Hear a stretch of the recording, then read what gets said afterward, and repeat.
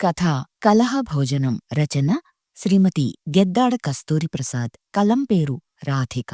పఠనం గౌరిమణి. ఇలాంటి అందమైన కథలను ఇంకా వినాలనుకుంటే లైక్ చేయండి, సబ్స్క్రైబ్ చేయండి, నలుగురితో షేర్ చేయండి. కలహభోజనం.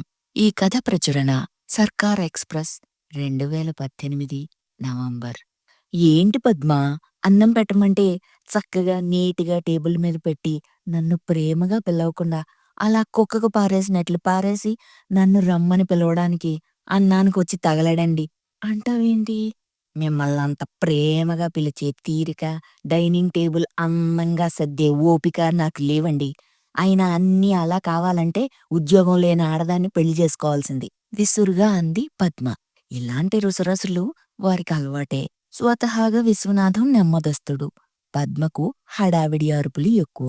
అసలు ఇద్దరి మనస్తత్వాలు ఏ కొసానా కలవు. అయితేనే వాళ్ళు పెళ్ళయి 20 ఏళ్ల నుండి అలాగే ఉంటున్నారు. ఇద్దరు పిల్లలకు తల్లిదండ్రులయ్యారు. మంచి కుటుంబం వారిది. పద్మా, నాకు టిఫిన్ బాక్స్ త్వరగా పెట్టు. ఈరోజు ఆఫీస్కి పెందలాడే వెళ్ళాలి. మాకు ఆఫీసర్ గారొస్తున్నారు మెల్లగా అన్నాడు విశ్వం.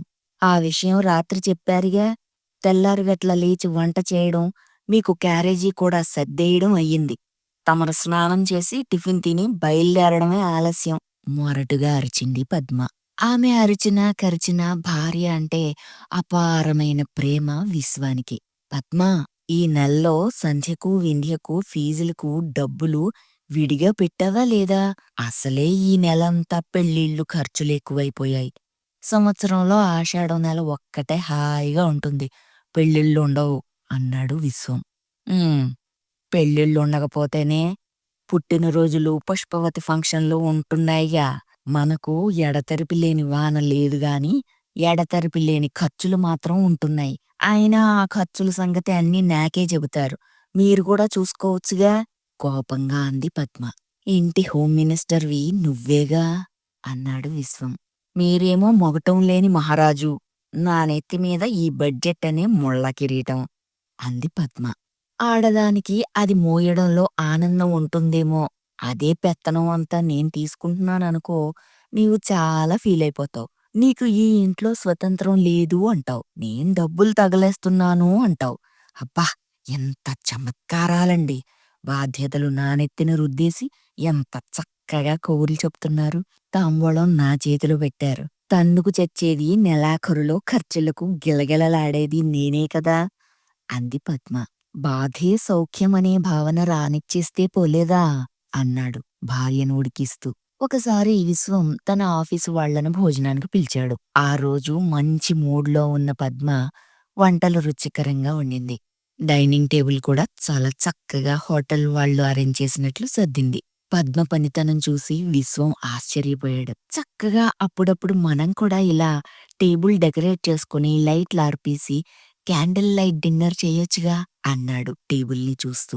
ఆ, చెయ్యొచ్చు. అలా చేయడానికి నాకు ఖాళీ ఉండాలిగా. అయినా అస్తమానం అలా చేసినా, ఇల్లంతా మరీ శుభ్రంగా అందంగా పెట్టేసినా అది నాకు హోటల్గా కనిపిస్తుంది, ఇల్లులా అనిపించదు.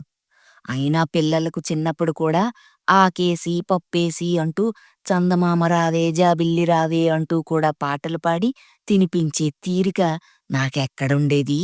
అది అప్పుడూ లేదు, ఇప్పుడూ లేదు. పిల్లలకు అన్నం మీ అమ్మగారేగా పెట్టేవారు అంది పద్మ. ఏదో అలా అన్నాను గాని నీ కష్టం గురించి నాకు తెలియదా పద్మ? నీవు భోజనం తిడుతూ పెట్టినా, గరిటెతో కొడుతూ పెట్టినా ఇష్టంగానే తింటున్నానుగా. నా 60వ పుట్టినరోజుకి పిల్లలు కొనిచ్చిన మంచి డిన్నర్ సెట్తో నీవు డైనింగ్ టేబుల్ చక్కగా అరేంజ్ చేస్తే ఇది మన ఇల్లు కాదని కూడా అనుకున్నాను. ఆ రోజు గుర్తుందా అంటూ భార్యని ఏడిపించాడు విశ్వం అనుకోకుండా. విశ్వానికి యాక్సిడెంట్ అయ్యింది. పద్మ ఆఫీస్కు సెలవు పెట్టేసి ఇటు భర్త పని, ఇంటి పని, హాస్పిటల్కి వెళ్లి రావడం ఇలాంటి పనులతో చాలా సతమతం అయిపోతుంది. భర్త మీద జాలి వేసింది. భర్త లేకపోతే తన బతుకు ఎలా ఉంటుందో తలుచుకుని లోపల కుమిలి కుమిలి ఏడుస్తూనే ఉంది. ఖర్చులు ఎక్కువవుతున్నాయి. పద్మకు పని ఎక్కువవుతుంది. ఆఖరికి విశ్వం తన దారి తను చూసుకున్నాడు. గొల్లుమంది పద్మ. అన్ని కార్యక్రమాలు ముగిశాయి. పెద్ద దినం రోజు భర్తకి ఇష్టమైనవన్నీ శ్రద్ధగా వండింది. పిండ ప్రదానానికి ఏ లోటు చేయలేదు. అతనికి ఇష్టమైనవన్నీ గుర్తుకు తెచ్చుకొని మరీ వండింది. భర్తకు అన్నీ పెట్టి కాకి కోసం ఎదురు చూస్తూ ఉంటే కాకి రాలేదు. చాలాసేపు ఒక గరిటె తీసుకొని విస్తరిలోని ఆహార పదార్థాలు విసురుగా అటూ ఇటూ కలిపి, ఇప్పుడైనా వచ్చి మీ భోజనం తిని తగలడండి అనగానే కాకి వచ్చి అన్నం ముద్దలు తినేసి వెళ్ళిపోయింది. అదేంటమ్మా అలా చేశావు అని పిల్లలు అడిగితే, ఆకులో ఆహార పదార్థాలు అందంగా సర్దినా, నేను తిట్టకుండా భోజనం పెట్టినా మీ నాన్నగారు ఆ భోజనం పెట్టింది తనకు కాదు అనుకుంటారు అంది గుడ్లు నీరు కక్కుకుంటూ. ఈ కథ ప్రచురణ సర్కార్ ఎక్స్‌ప్రెస్ 2018 నవంబర్.